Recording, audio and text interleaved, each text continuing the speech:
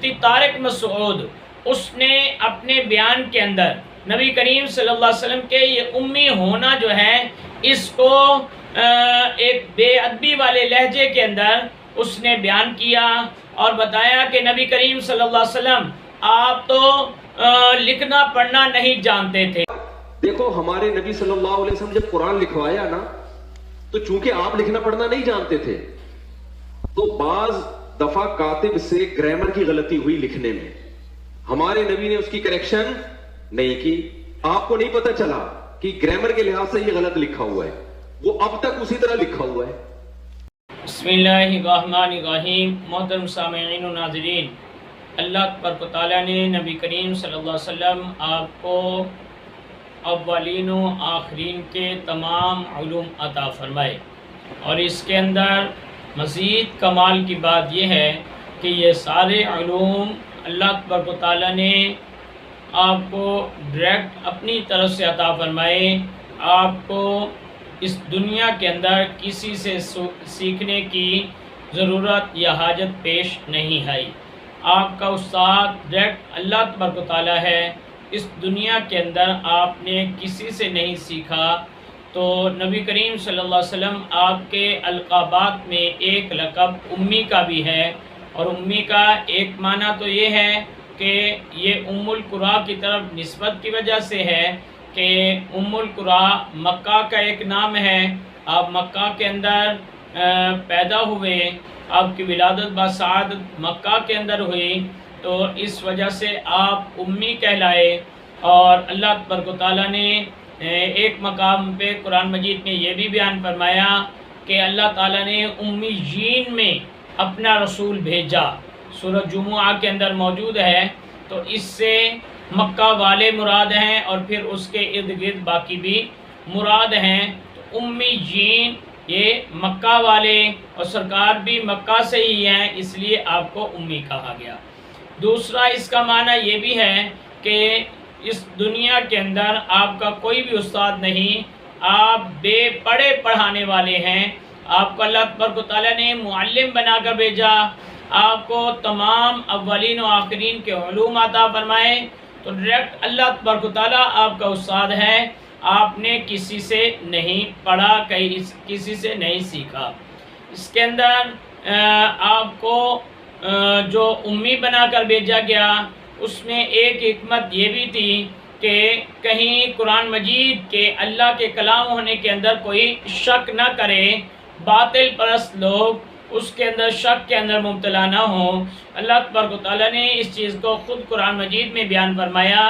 وَمَا كُنْتَ تَتْلُو مِن قَبْلِهِ مِن كِتَابٍ، کہ محبوب آپ اس سے پہلے یعنی قرآن مجید کے نازل ہونے سے پہلے آپ لکھے ہوئے سے نہیں پڑھتے تھے،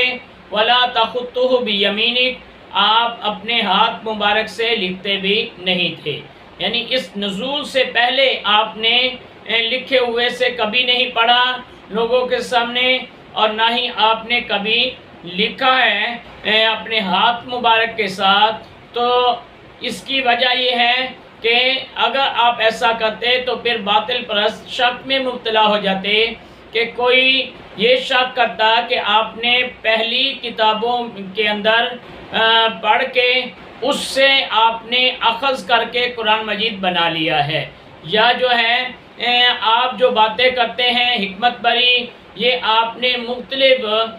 کتابوں سے، مختلف لوگوں کے مکتوبات سے آپ نے سیکھ کر آپ بتا رہے ہیں۔ تو اس طور پہ آپ کے جو اللہ تبارک و تعالیٰ کی طرف سے عطا کردہ علوم ہیں اس کے اندر کوئی شک کرتا تو اللہ تبارک و تعالیٰ نے آپ کو لکھنے اور پڑھنے کے ساتھ مشغول نہیں رکھا، آپ کا یہ شغل نہ تھا۔ تو امی کا معنی یہ ٹھہرا کہ آپ کا لکھنے پڑھنے سے شغف نہیں تھا۔ بہرحال یہ اس کی وجہ یہ بھی ہے کہ نبی کریم صلی اللہ علیہ وسلم کا کوئی استاد دنیا میں نہیں۔ اگر استاد سرکار کا کوئی ہوتا خدا نخواستہ تو پھر یہ گمان کرنے والا کوئی گمان کرتا کہ استاد کا علم زیادہ ہے تو سرکار سے زیادہ علم تصور کیا جاتا، جبکہ پوری کائنات کے اندر اللہ تبارک و تعالیٰ نے نبی کریم صلی اللہ علیہ وسلم کو سب سے زیادہ علم عطا فرمایا ہے، اور اس میں یہ بھی ہے کہ استاد جو ہے اس کی تعظیم کرنا پڑتی،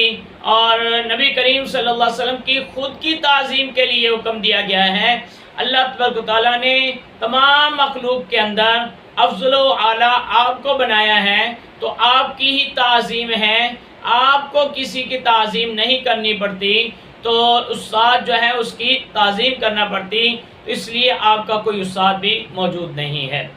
یہ ایک دو دن پہلے ہی مفتی طارق مسعود اس نے اپنے بیان کے اندر نبی کریم صلی اللہ علیہ وسلم کے یہ امی ہونا جو ہے اس کو ایک بے ادبی والے لہجے کے اندر اس نے بیان کیا، اور بتایا کہ نبی کریم صلی اللہ علیہ وسلم آپ تو لکھنا پڑھنا نہیں جانتے تھے، لکھنا جانتے تھے اور نہ پڑھنا، امی تھے۔ ما تخطہ بیمینک، قرآن کہہ رہے ہیں محمد صلی اللہ علیہ وسلم جو قرآن پیش کر رہے ہیں ایک لفظ بھی ان کے دائیں ہاتھ نے کبھی نہیں لکھا۔ بات یہ ہے کہ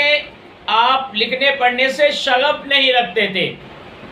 لکھنا پڑھنا نہیں جانتے تھے، یہ اور بات ہے، لکھنے پڑھنے سے شغف نہ رکھنا یہ اور بات ہے۔ اور جو آیت اس نے پڑھی، آیت کا کچھ حصہ پڑھا اور بھی وہ بھی الفاظ صحیح طرح ادائیگی نہ ہوئی، تو وہ آیت ہم پہلے پڑھ چکے، اس کے اندر یہ ہے کہ اللہ تبارک و تعالیٰ نے فرمایا کہ قرآن مجید کے نازل ہونے سے پہلے آپ لکھنے پڑھنے سے شغف نہیں رکھتے تھے، تو اب جو ہے قرآن مجید کے نازل ہونے کے بعد اگر کہیں سرکار سے لکھنے پڑھنے کا عمل کہیں جو ہے پایا جاتا ہے تو اس سے اس آیت کے خلاف بھی تناقض بھی نہیں سمجھا جائے گا۔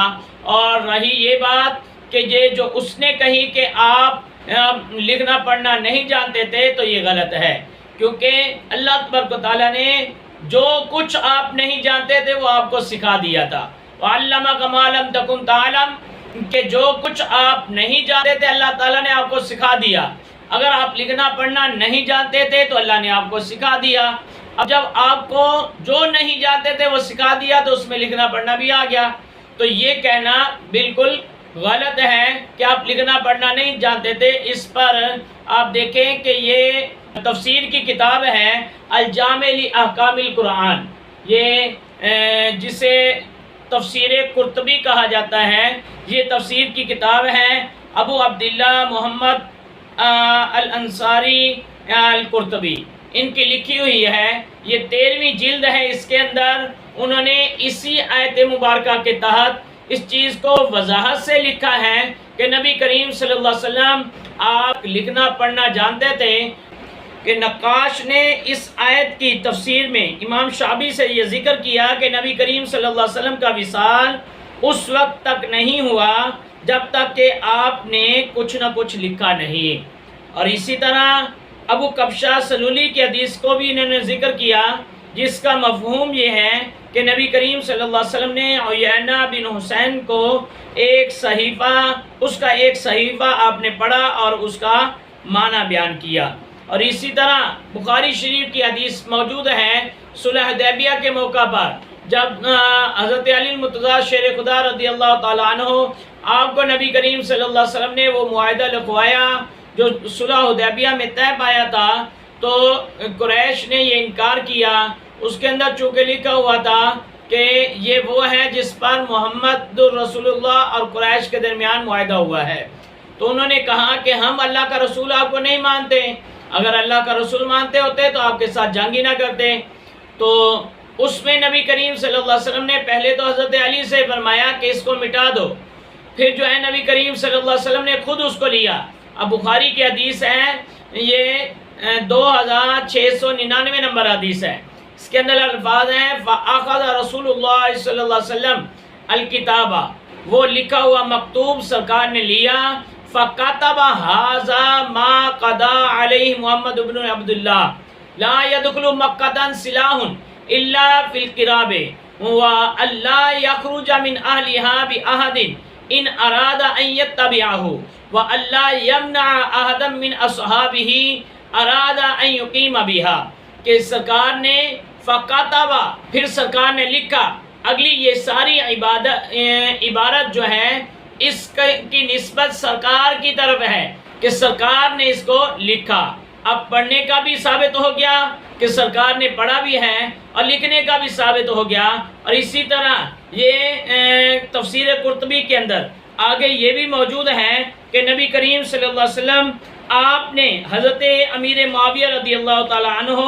آپ کو جو ہے نبی کریم صلی اللہ علیہ وسلم لکھنا سکھاتے تھے. آپ جو ہے نبی کریم صلی اللہ علیہ وسلم انہیں فرماتے کہ دوات رکھو اس طرح، قلم رکھو، قلم کو باریک کرو، با کو اس طرح لمبا لکھو، سین کے اس طرح دندانے بناؤ اور میم کو اس طرح بناؤ، اللہ کے نام کو خوبصورت لکھو، رحمان کو اس طرح لمبا کر کے لکھو، رحیم کو عمدگی کے ساتھ لکھو. تو نبی کریم صلی اللہ علیہ وسلم آپ نے صحابہ کو یہ چیزیں سکھائی ہیں. جب معاذ اللہ آپ خود ہی لکھنا پڑھنا نہیں جانتے تھے تو آپ نے کیسے سکھا دیا؟ تو یہ نبی کریم صلی اللہ علیہ وسلم کے بارے میں اس طرح کا تاثر دینا کہ آپ لکھنا پڑھنا نہیں جانتے تھے، یہ بالکل غلط ہے. یہ حدیث بھی بالکل مشہور ہے کہ نبی کریم صلی اللہ علیہ وسلم آپ نے دجال کے بارے میں جو فرمایا تو آپ نے فرمایا دجال آئے گا، اس کے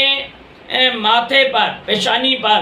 کافر لکھا ہوا ہوگا. اور آپ نے کافر کے جو ہیں ہجے کر کے بتائے، کافارا آپ نے بتایا. تو جو لکھنا پڑھنا نہیں جانتا اسے ہجے تو نہیں آتے ہوتے. تو یہ چیز سرکار کی شان کے اندر معاذ اللہ بے ادبی ہے کہ یہ کہنا کہ سرکار بالکل لکھنا پڑھنا نہیں جانتے تھے، تو یہ بالکل غلط ہے. اور اسی چیز کو ثابت کرتے ہوئے مفتی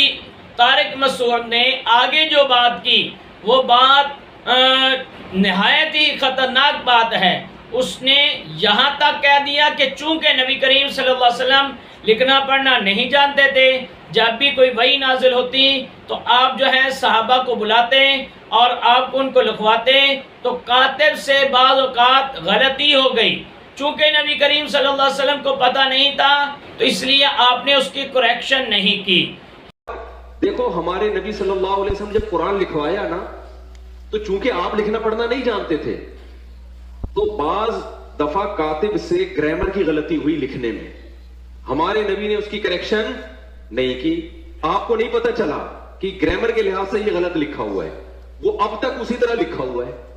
مثال کے طور پر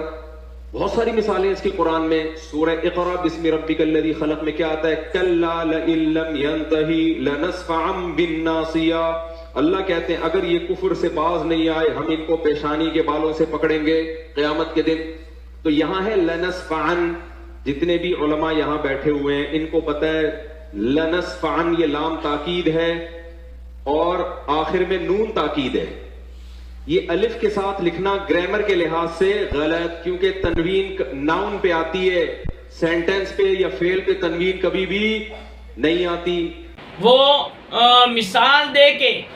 بتا رہا ہے. وہ کہہ رہے ہیں کہ لنصفعن یہ جو ہے سورۃ علق کے اندر موجود ہے تو اس میں اس نے کہا کہ یہاں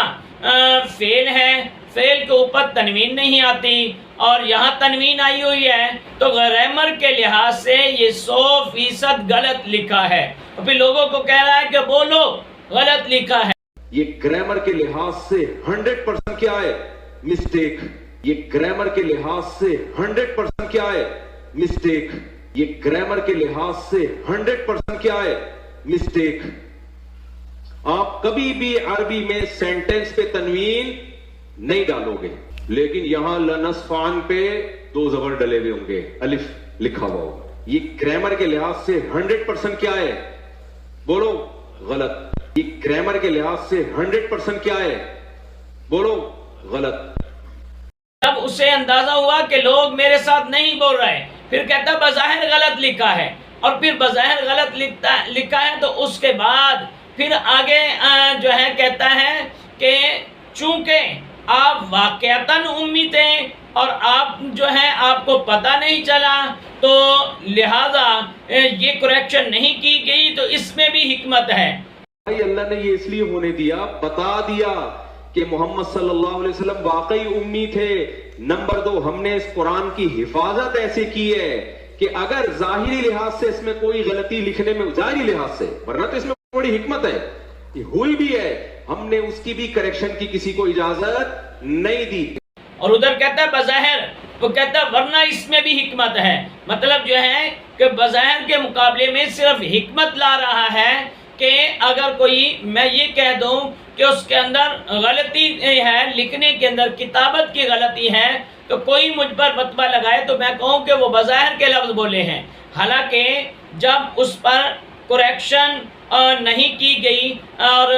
کہہ دیا کہ سرکار کو پتہ نہیں چلا اور جو ہے اس کے بعد کوئی بھی کریکشن نہیں کر سکتا، اسی طرح اس مسٹیک کو باقی رکھا جائے گا۔ یہ الفاظ سارے کہہ کے یہ جو ہے ایک استدلال کر کے جو بتانا چاہتے ہیں، جس سے یہ واضح ہوتا ہے کہ بظاہر کے الفاظ یہاں زائد ہیں، یہاں اس کا کوئی معنی نہیں۔ اور پھر اس کے بعد جو وضاحت پیش کی ہے، وضاحت کے اندر یہاں تک بھی کہہ دیا کہ اسی طرح جو ہے وہ لوح محفوظ میں لکھا ہوا ہے، اس کا ایک ایک لفظ جو ہے وہ لوح محفوظ میں محفوظ ہے اور اسی کے مطابق لکھا گیا، اسی کے مطابق پڑھا گیا، اسی طرح حرف بحرف لفظ بلفظ اسی طرح یہاں لکھا گیا ہے اور یہاں جو ہے ہم تک پہنچا ہے۔ تو اب کیا ہے کہ معذلہ آپ لوح محفوظ پر بھی یہی کہہ رہے ہیں کہ وہاں غلط لکھا ہے، تو یہ جو لنسفعن پہ انہوں نے بات کی اس پہ بھی ہم تشریح دیتے ہیں۔ لنسفعن جو ہے یہ تو کہہ رہے ہیں کہ گرامر کے لحاظ سے 100% مسٹیک ہے، جبکہ ایسا نہیں ہے۔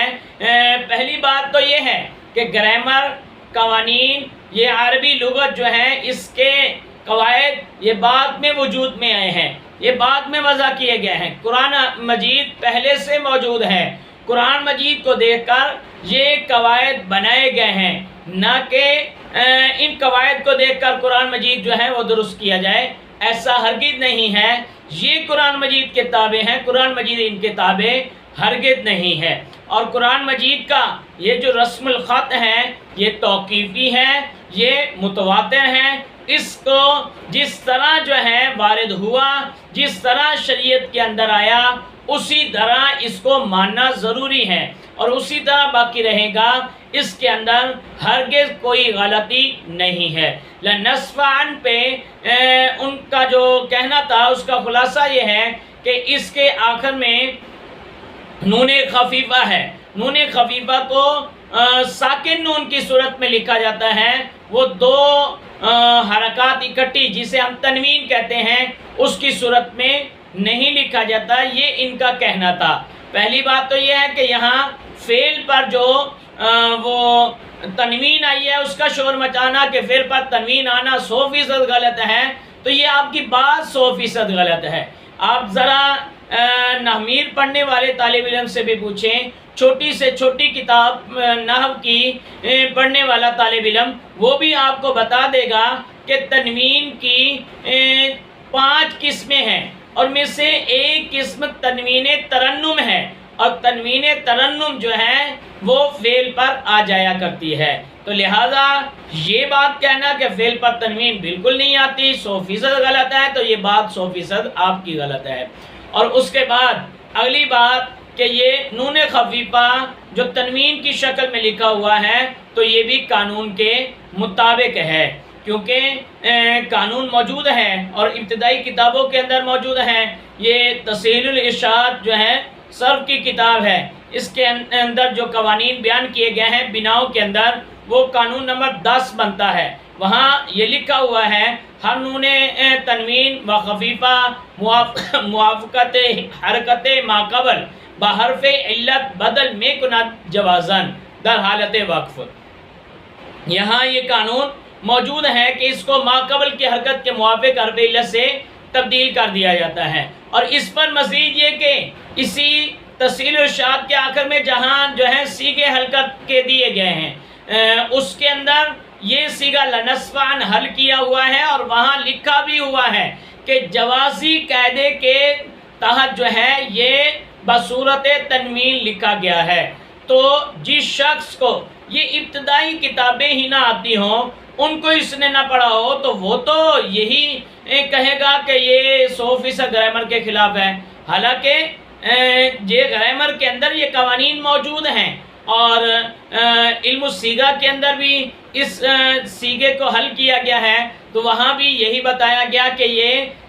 نون خفیفہ ہے، یہ تنوین نہیں ہے، جو تنوین کی حالت میں لکھا ہوا ہے اس حالت میں لکھنا یہ کتابت یہ بھی جائز ہے، اور اس پر دلیل کے طور پر کتاب سیبویہ لے لیں، کتاب سیبویہ کی جلد 3 صفحہ 521 پر موجود ہے، یہ نون خفیفہ کی بات ہو رہی کہ اذا کان الحرف